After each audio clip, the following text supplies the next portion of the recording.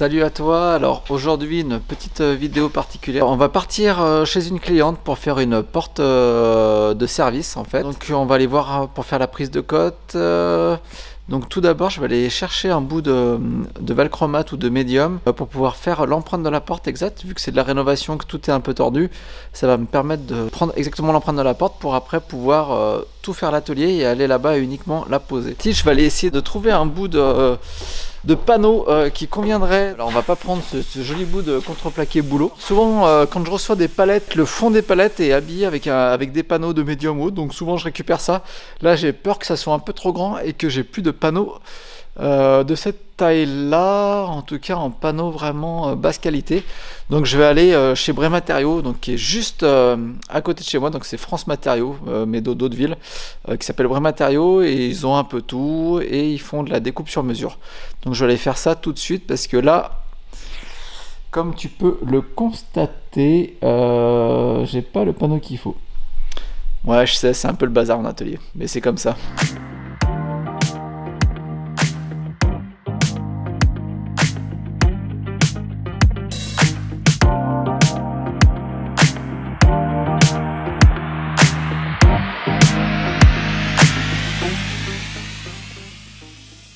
Et voilà, donc c'est reparti. Donc tu vois, ils sont assez réactifs, ils coupent rapidement, leur machine elle est super précise, leur Strebig là. C'est vrai que dès que j'ai besoin de petits panneaux, ils sont toujours recoupés avec beaucoup de soin et ça c'est très agréable.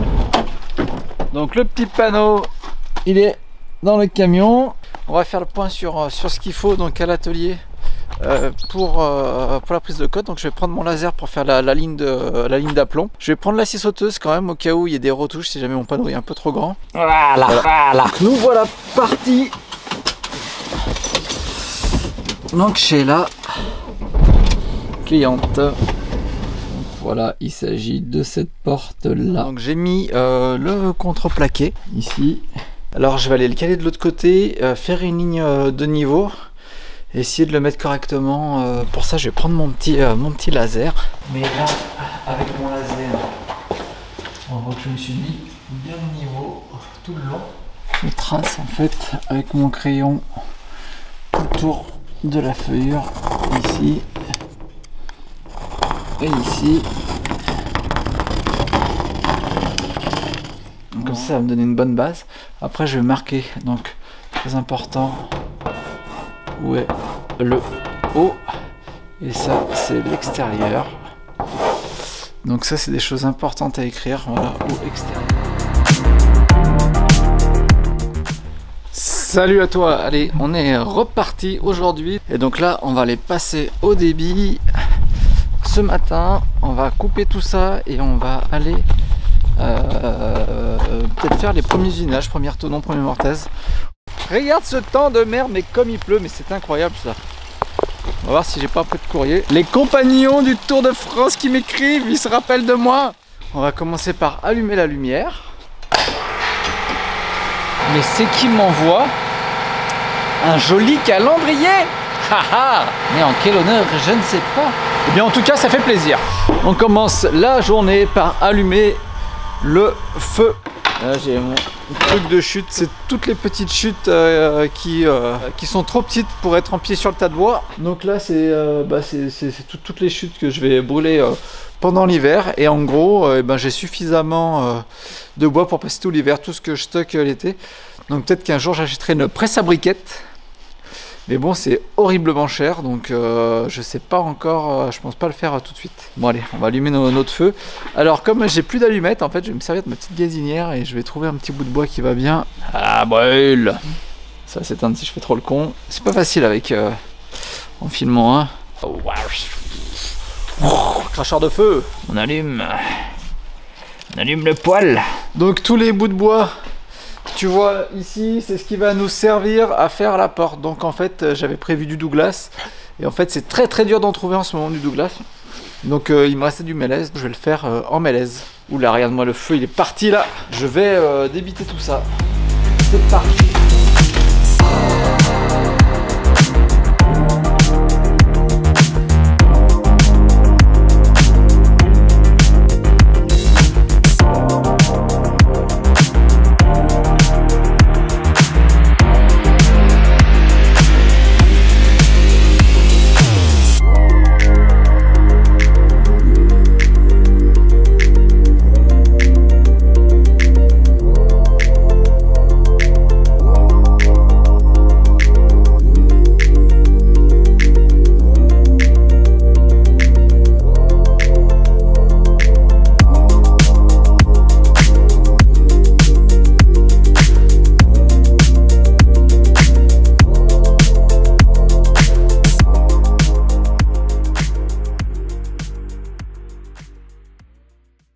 Salut! Alors ce matin j'avais oublié de quoi filmer, donc du coup j'ai fini de calibrer ça, de raboter ça. Donc ça va être les montants respectifs de la porte, les traverses, les 4 traverses, tac tac tac.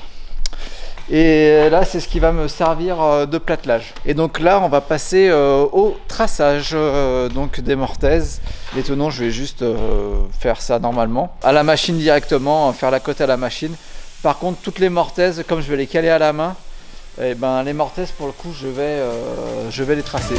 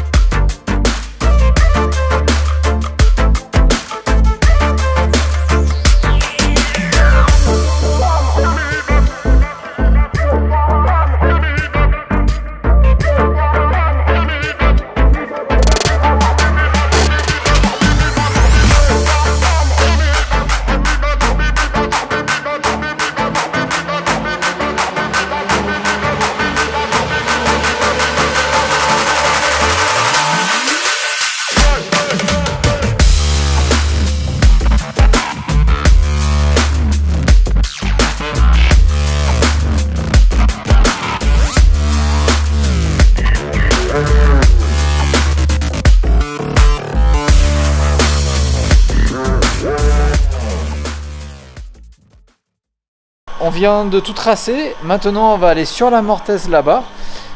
Comme tu l'as vu, j'ai vérifié au pied à coulisse 34 mm d'épaisseur, excuse-moi. L'épaisseur finie, ça sera 33, j'ai laissé 1 mm de marge pour repasser en fait après à la calibreuse 5 dixièmes d'un côté, 5 dixièmes de l'autre pour tout remettre nickel à fleur si jamais il y avait des problèmes de désaffleur, mais bon il n'y en aura pas étant donné qu'on va faire un réglage aux petits oignons. Je vais aller sur ma mortaiseuse, ma MB78. Je vais monter un bédane de 10, mais un bédane de 10 large, parce que je sais pas si tu as vu, mais les mortaises elles font 120 mm de large, donc ce qui est quand même conséquent. Voilà, là j'ai un bédane de 10 comme tu peux le voir, qui est beaucoup plus long. Mais tu vois, il est carrément fatigué, quoi. C'est une vraie pioche. Donc je sais pas si ça va bien marcher. J'en ai un autre là, mais je crois que ça c'est du 12. C'est du 12, mais ça va aller beaucoup mieux ça. Hein. Tu vois, il est beaucoup plus propre. Alors peut-être que je vais mortaiser en 12. C'est parti, on mortaise en 12. On va monter tout ça sur la machine. On va faire les petits réglages. Donc là, on va régler les excentriques, les plateaux qu'ici. Et ce qu'ils appellent le balourd. Le balourd, c'est le contrepoids qui évite que ça vibre de trop. La hauteur, elle se règle ici avec la petite règle qui est là. Ici, là, hop, on a des abacs qui vont te dire en gros sur quelle graduation tu te mets en fonction de la taille de ton bédane pour pouvoir faire la largeur que tu veux et sur quelle position tu mets les masses. Donc c'est un outil de catégorie E. Groupe E. Nous on veut faire une mortaise de 120 là pour le coup, donc on va faire du 100 direct. Donc on va mettre l'excentricité sur 77, ok, et la position des contremasses sur 10. Et il m'indique aussi que le pas il est de 0,32. Ça veut dire que quand tu changes d'une graduation, en fait ça va te faire ça va agrandir ta mortaise de 32 dixièmes.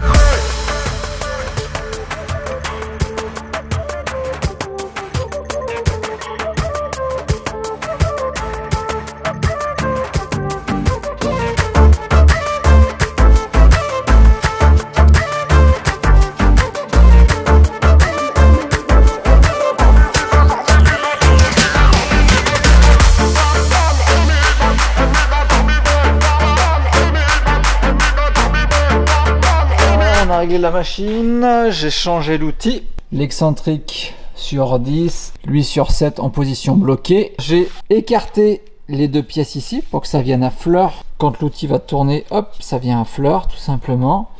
Je l'ai rebaissé à 10 et je me mets plus ou moins à 10 ici, et ici je descends d'1 millimètre, voilà.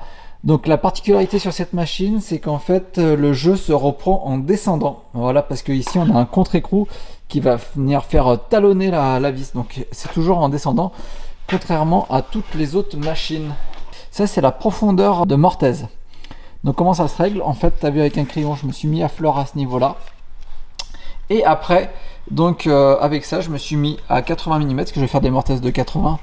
Donc là, je me suis mis à 80, tac. J'ai calé ma butée, j'ai resserré, et donc c'est la butée pneumatique ici qui va venir faire revenir la machine. Pour faire l'essai, on va directement prendre le bout du montant, parce qu'en fait, il y a de la surlongueur, donc on va se prendre dedans directement.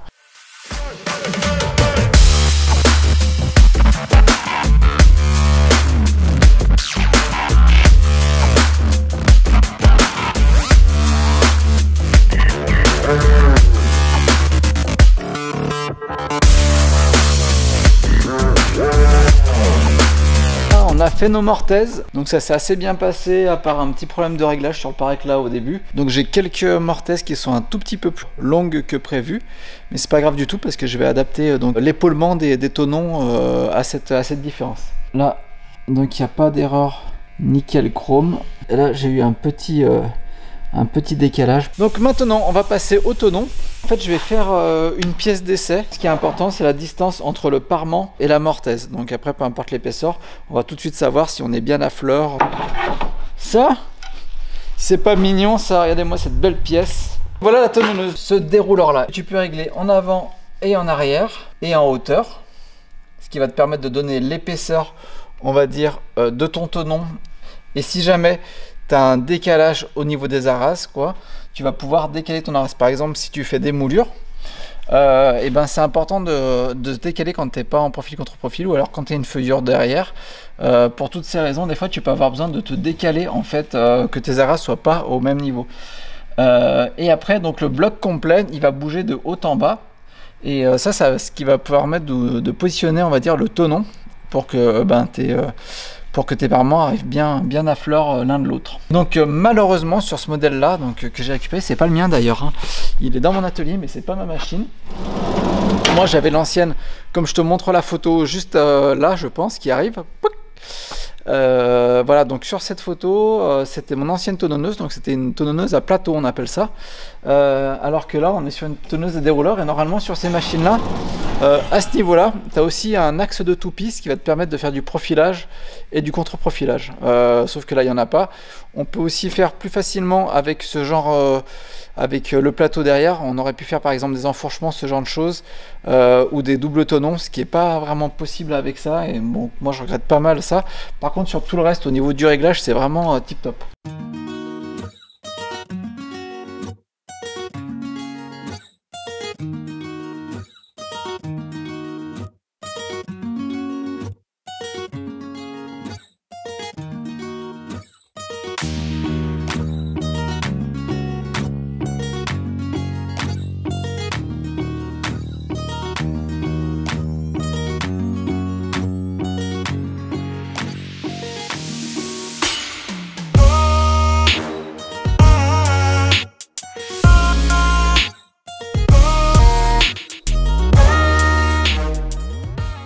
Nous avons fait les mortaises, les tenons. Pour finaliser les tenons maintenant, il va falloir faire tous les épaulements. Donc ça on le fera demain parce que là c'est l'heure de rentrer chez soi.